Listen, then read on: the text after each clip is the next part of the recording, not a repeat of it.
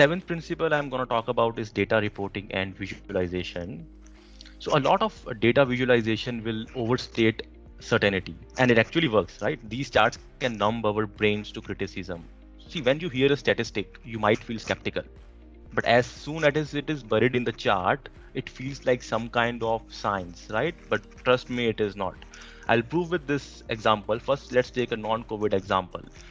So these numbers were presented, or these graphs were presented by the Parenthood Federation of America, wherein they were comparing the abortion procedures and the cancer screening and prevention services during the period 2006 to 2013. Now, clearly with this graph, we can see that the number of abortions have significantly increased and the number of prevention services have significantly decreased. But what we are not looking here is that the y-axis is missing. So if I put the y-axis to the same chart with the scale, the first chart shows me the actual picture. It's true that the number of cancer screening has gone down, but the abortion procedures haven't gone up. It was just the scale, the y-axis scale was missing. That's how the numbers were showing significantly up. And even when we see on a percentage basis change in the abortion procedures or cancer screening year on year, you can see that the abortion procedures have actually remained at the stable level during the zero axis.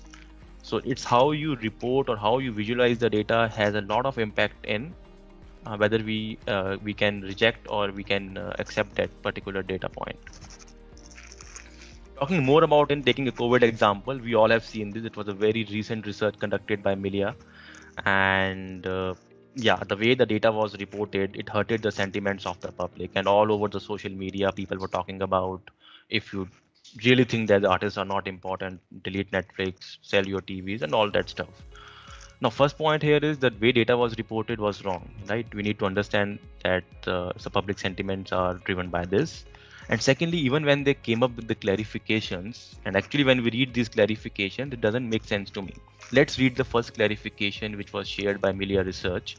By essential workers, we mean someone who is engaged in work deemed necessary to meet basic needs of human, such as food, health, safety, and cleaning.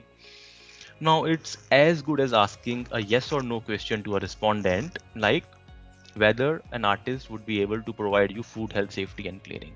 Now, without conducting the research, I'm going to say it is no. And I'm surprised it's 71%. It should be 100%. 100% of the artists would not be able to give you food, health, safety. Similarly for telemarketer, right? So the research itself, the questions itself, and the type of things which you're trying to prove with this research was actually wrong, not required. And secondly, respondents were not asked to rank the jobs, right? They were only asking to select the number of options. So we all do this in research. When we ask multiple selection questions, we can show it in the rank, but we need to understand the context in which we're showing. Even if they have shown the context, they should have actually written how we have conducted the research and what actually the question was. Right. So the three things we need to understand whenever we come with the data visualization is your charts, your visualization, your reporting. It should always convey the scales used. It should always convey the starting value. It should always convey the method of calculation. And of course, the questions you have asked in the research, if you are publishing it.